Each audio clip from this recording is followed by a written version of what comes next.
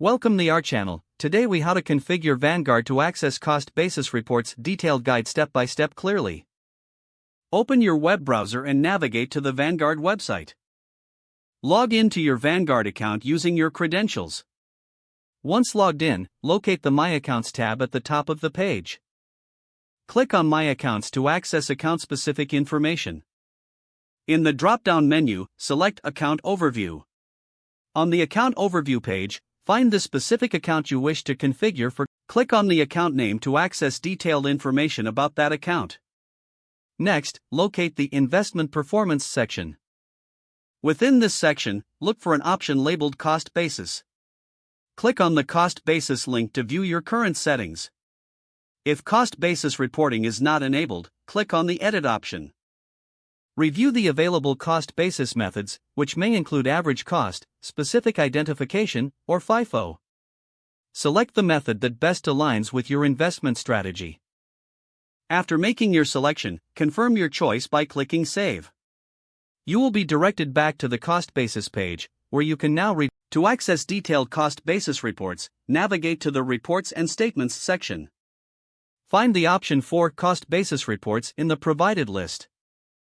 Click on the Cost Basis Reports link to generate your report. Choose the desired date range for the report to capture the information you need. Once selected, click the Generate Report button. Wait for the report to process, and then download or print it as needed. Review the report to ensure that it meets your requirements and contains accurate data. If you encounter any discrepancies, consider reviewing your transactions or contacting Vanguard customer support. With these steps, you have successfully configured Vanguard to access your cost basis reports.